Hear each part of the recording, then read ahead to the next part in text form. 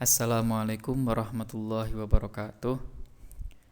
Alhamdulillahi rabbil alamin wabihi nasta'in ala umurid dunya waddin. Wassalatu wassalamu ala asyrafil anbiya'i wal mursalin sayyidina wa maulana Muhammadin wa ala alihi wa ashabihi ajma'in. Allahumma fa'na ma 'allamtana wa 'allimna ma yanfa'una wa zidna ilman wa salahan wa hudan wa tuqan, amma ba'du. Selamat pagi Bapak Zainal, dosen pamong mata kuliah tafsir ayat-ayat manajemen. Selamat pagi teman-teman mahasiswa MPI. Pada materi kali ini saya akan menyampaikan mengenai perencanaan, yaitu salah satu fungsi dalam manajemen, yaitu perencanaan dalam perspektif Al-Quran. Sebelum masuk pada materi inti, yaitu perencanaan dalam perspektif Al-Quran, terlebih dahulu saya akan menyampaikan definisi dari perencanaan. Menurut KBBI, rencana sebagai bentuk yang paling asli dari perencanaan adalah nomina yang bermakna rancangan, buram atau rangka sesuatu yang akan dikerjakan. Contohnya adalah rencana kerja. Kemudian bermakna juga konsep, naskah atau surat dan sebagainya, dan buram. Mana rencana surat ini? Itu adalah contoh dari penggunaan rencana dalam kalimat. Adapun dalam bahasa Arab, perencanaan itu bermakna at-takhtit, ya. Bahasa Arab dari perencanaan adalah at-takhtit. At-takhtit sendiri adalah bentuk masdar dari khattata yukhattitu takhtitun. Nah, at-takhtit ini bermakna ta'yinul hudud atau menetapkan batasan-batasan. Dari definisi yang sederhana ini kita bisa mengambil kesimpulan bahwa perencanaan itu adalah menetapkan batasan-batasan yang akan dilakukan untuk waktu yang akan datang. Kemudian apa signifikansi perencanaan atau arti penting dari perencanaan itu apa sih? Di sini saya mengutip dari khutbah Imam Ali bin Abi Thalib dalam kitab Nahjul Balaghah.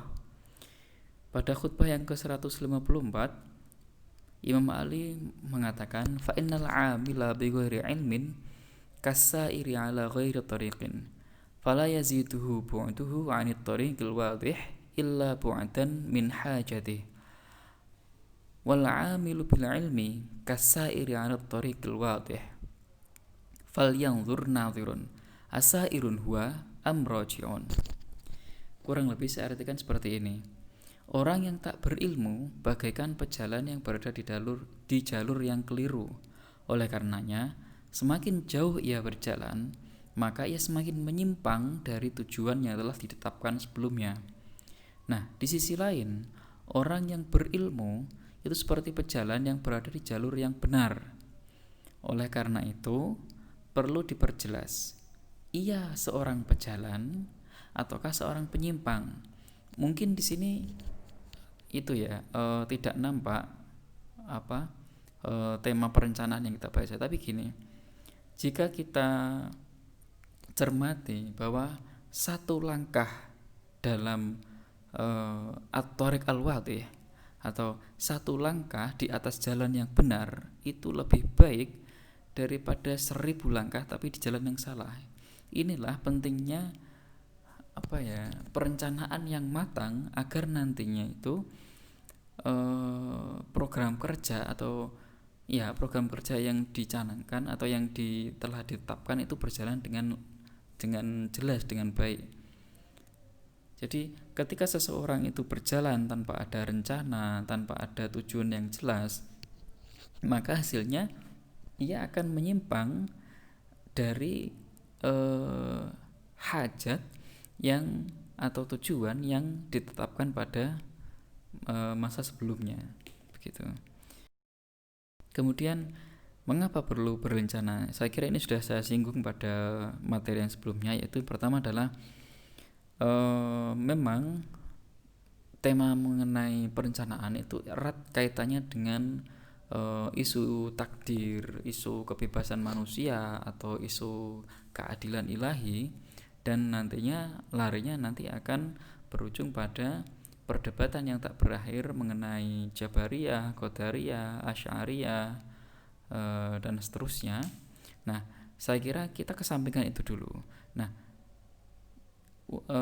apa ya? Ini istilahnya adalah mengapa sih kita perlu berencana? Saya kira tidak perlu muluk-muluk mengenai aliran-aliran itu, tapi cukup ya karena kita mengimani takdir, apakah itu baik maupun buruk. Terus yang kedua adalah ia menjalankan syariat atau usaha-usaha yang sifatnya kasat mata.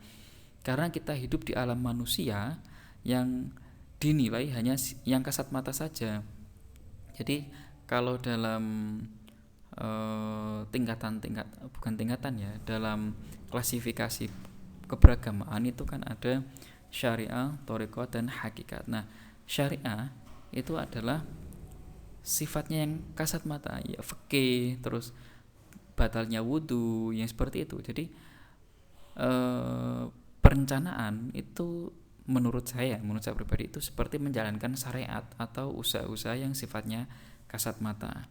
Terus yang terakhir adalah ya terlepas apakah itu nantinya terjadinya itu hasilnya baik atau buruk, ataukah itu menghindari fitnah atau tidak, yang penting ya kita berprasangka baik saja pada Allah itu. Ana 'inda dzanni 'abdi bi. Aku sebagaimana prasangka hambaku. Oke, ini sudah saya singgung. Kemudian kita masuk pada perencanaan dalam perspektif Al-Qur'an. Dalam buku tafsir ayat-ayat manajemen itu diambil dari surah Al-Hasyr ayat 18. Bismillahirrahmanirrahim. Ya ayyuhalladzina amanu taqullaha wal tanzur nafsum ma qaddamat lighad wattaqullaha innallaha khabirum bima ta'malun. Artinya adalah hai orang-orang yang beriman, bertakwalah kepada Allah dan hendaklah setiap diri memperhatikan apa yang telah diperbuatnya untuk hari esok. Nah, di sini benar ya, sebelum terakhir, dan bertakwalah kepada Allah, sesungguhnya Allah Maha mengetahui apa yang kamu kerjakan. Nah, di sini saya telah mencetak tebal beberapa kata ya. Hendaklah setiap diri memperhatikan apa yang telah diperbuatnya untuk hari esok. Baik, ini akan saya uraikan dalam PowerPoint. Makna kata-kata kunci ya. Yang pertama adalah hari esok. Apa sih makna hari esok itu? Jadi ada yang memaknai sebagai hari kiamat dan ada juga yang memaknai sebagai akhirat. Nah, hari kiamat itu dimaknai oleh Imam Jalaluddin dalam tafsir Jalalain, kemudian Imam Ahmad Al-Maraghi dalam tafsir Al-Maraghi, dan Syekh Wahbah Zuhaili dalam tafsir Al-Munir. Sedangkan makna akhirat itu dimaknai oleh Habib Quraish Shihab dalam buku beliau Tafsir Al-Misbah. Alasan-alasannya adalah hari kiamat karena sesuai dengan sabda Nabi ya, saya lupa sabdanya redaksinya, tetapi kiamat itu selalu dekat dengan kita. Oleh karenanya makna hari esok, karena esok itu adalah hari yang sangat dekat dengan kita manusia, maka arti yang paling tepat untuk ghad atau hari esok itu adalah hari kiamat. Sedangkan menurut Habib Quraish Shihab, makna dari hari esok itu adalah hari akhirat, yaitu